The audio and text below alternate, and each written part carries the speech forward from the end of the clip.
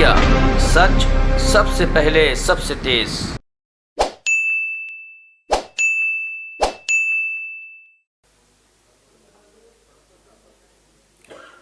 नमस्कार साथियों,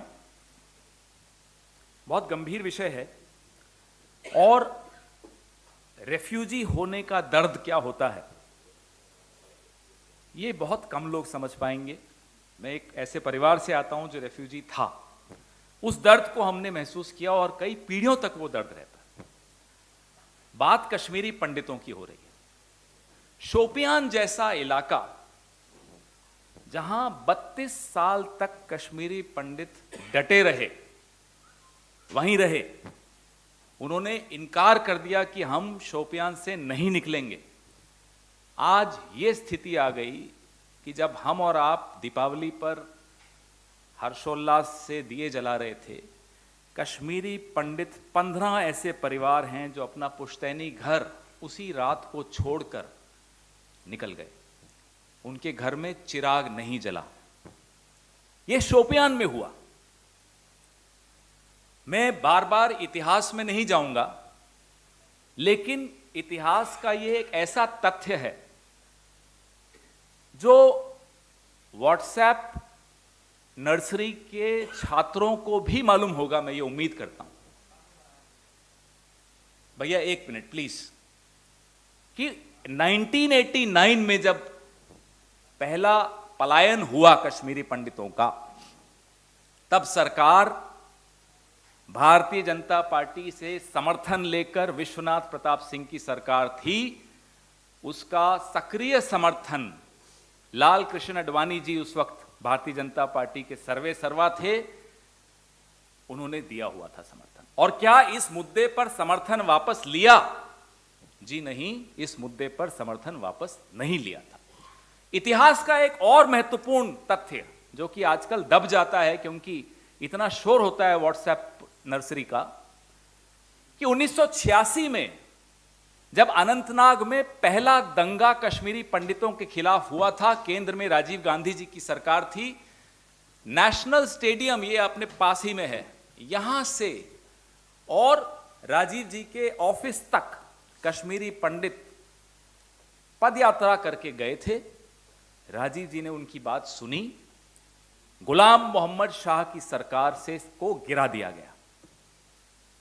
zero tolerance की जो बात करते हैं वो सिर्फ जीरो टॉलरेंस का शब्द इस्तेमाल करते हैं। जीरो टॉलरेंस का अर्थ क्या होता है वो राजीव गांधी ने करके दिखाया। कश्मीरी पंडितों के खिलाफ दंगा जब हुआ, उस सरकार को गिरा दिया गया था। ये कांग्रेस ने किया था। आज क्या स्थिति है? मैंने आपको बताया कि शोपियान 32 साल से जो लोग वहां रह रहे हैं वो तक चले गए। 70 मंत्री मोदी सरकार के इस महीने की 10 तारीख से आउटरीच प्रोग्राम कर रहे हैं साहब कश्मीर में। हम पूछना चाहते हैं, इनमें से एक भी मंत्री, एक भी कैंप में गया हो कश्मीरी पंडितों से मिलने तो हमें बताएं, देश को बताएं, कश्मीरियों को बताएं। ये क्या आउटरीच है? What is this outreach when you can't reach out to the Kashmiri Pandits living in the camps there? उसके बाद ये कागज देखिए, आपको विनीत जी भेजेंगे अभी थोड़ी देर में। धमकाया जा रहा है कश्मीरी पंडित एम्प्लॉइज को कि अगर आप ज्वाइनिंग नहीं करेंगे तो आपके खिलाफ कार्रवाई होगी।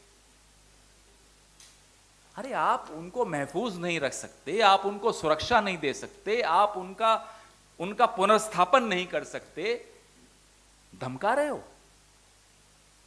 वो अपनी जान पे खेलें। क्यों?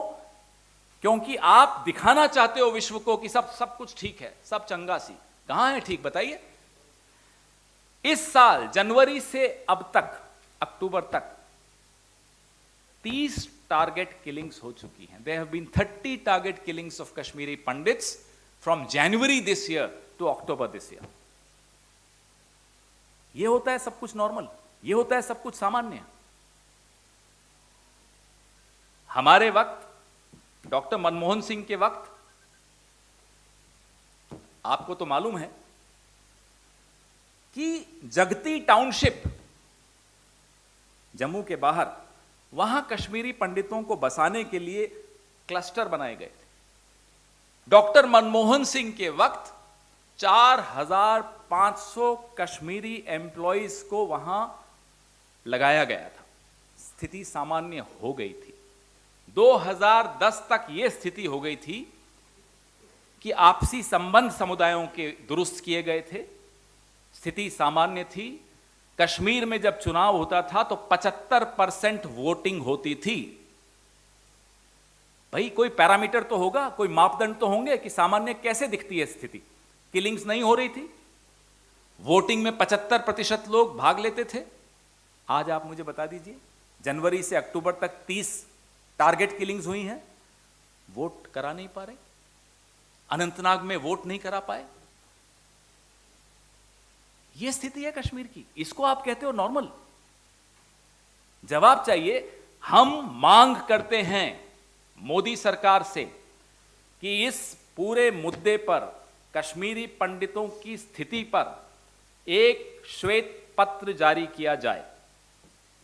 We demand a white paper on the plight of the Kashmiri Pandits. In the last 8 years, all that has been done and not done by this government must come out in that white paper. जो आपने किया और जो आपने नहीं किया, वो सब इस श्वेत पत्र में आना चाहिए। We owe it to the Kashmiri Pandits. We owe it to the refugees within our country. हमारे अपने देश के भीतर जिनको पलायन करना पड़ जाए, ये कर्जा है हम सबके सर पर। और मोदी साहब, आपके सर पर सबसे बड़ा कर्जा है, क्योंकि जब पहला पलायन हुआ था तब भी आपकी सरकार, आपकी पार्टी की सरकार का समर्थन था, आपकी पार्टी का। और जो अब हालत हो रही है, आप सर्वे सर्वा हैं, आपका आदमी वहां प्रशासक है, एलजी है, आप डायरेक्ट देख रहे हैं कश्मीर को। आप 70 मंत्रियों को भेज रहे हैं आउटरीच के नाम पर। तो जवाब तो आपको देना पड़ेगा, श्वेत पत्र आपको देना पड़ेगा, 30 टारगेट किलिंग्स का हिसाब देना पड़ेगा कि यह कैसे हुई और किस स्थिति को आप सामान्य कहते हैं। कहां से यह सामान्य है, इसका जवाब दीजिए। हम आपके सवाल, और मैं आपसे हाथ जोड़कर विनती करता हूं, we owe it to the Kashmiri Pandits कि इसी मुद्दे पर आपके सवाल होने चाहिए। आज मैं कोई और मुद्दे पर, किसी और विषय पे मैं जवाब नहीं दूंगा, क्योंकि कश्मीरी पंडितों का हम सब we owe it to each one of them.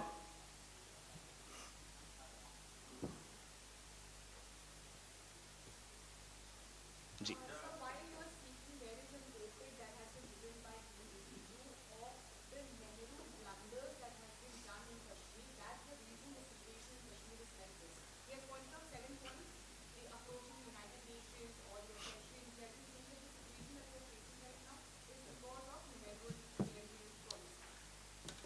as I said in my press briefing today, those leaders of the BJP who are students of the WhatsApp nursery need to revisit their own history classes. They need to understand if all that they are saying is true. Please respond to two questions of ours. How is it that during the Dr. Manmohan Singh era, 75% people would participate in the democratic process through elections in the state? How is it that target killings stopped? Just get us the answer from Mr. Kiran Rijiju or whoever wants to answer. Any student of the WhatsApp nursery of Narendra Modi. We'd be happy to get the answer from them. They have no idea of contemporary history of the country. It's very easy to blame Nehru ji for this, Indira ji for something else, Narasimha Rao for something else, as the finance minister keeps doing, and Dr. Manmohan Singh for the rest. Give us answers. You have been in power for 8 years. And in these 8 years, what has been your achievement in Jammu and Kashmir? You cannot hold elections in the state. That's your achievement. You cannot protect the existing Kashmiri Pandit families. That's your success. That's your achievement. You cannot take the Kashmiri Pandits back into the valley, those who have been waiting for decades to go back. Is that your achievement? You must apologize for what happened in 89. You must apologize for what's happening now. You must bring out a white paper ASAP, as soon as possible.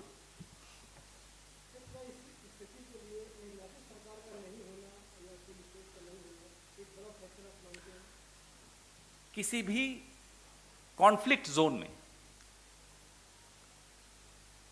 क्या रास्ते होते हैं conflict को खत्म करने के? समुदायों के बीच के संबंध सुधरें, शांति की एक प्रक्रिया होती है, और जब वो संबंध इस स्तर पर आ जाएं कि चुनाव किए जा सकते हैं, चुनाव करवाए जाएं। इन दोनों मापदंडों पर आप तुलना कीजिए 2004 से 14 के बीच में क्या स्थिति थी और 2014 से 22 के बीच में क्या स्थिति है। जवाब आपको भी मिल जाएगा और नरेंद्र मोदी को भी मिल जाएगा।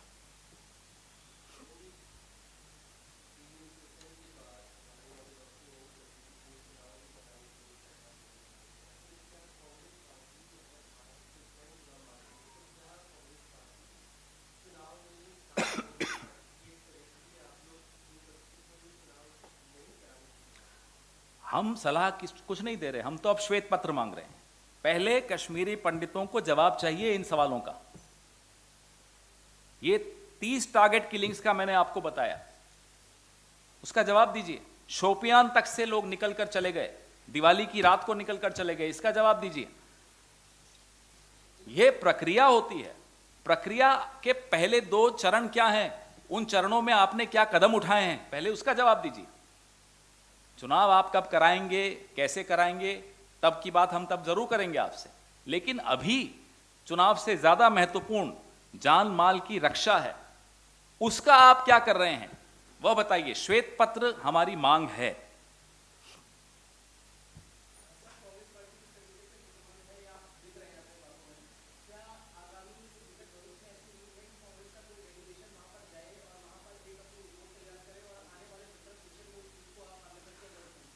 कांग्रेस पार्टी पिछले 8 साल में लगातार सरकार को आगाह कर रही है, सरकार से सवाल पूछ रही है, सरकार पर दबाव बना रही है कि साहब वहां आप स्थिति को सामान्य करिए, कश्मीरी पंडित वापस जा सकें, जो वहां रह रहे हैं वो महफूज रहें, सुरक्षित रहें।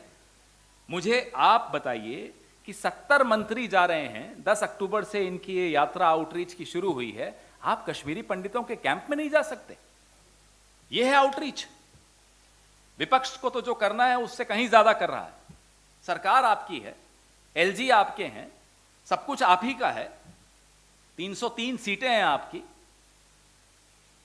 कहां है कश्मीर में सामान्य स्थिति?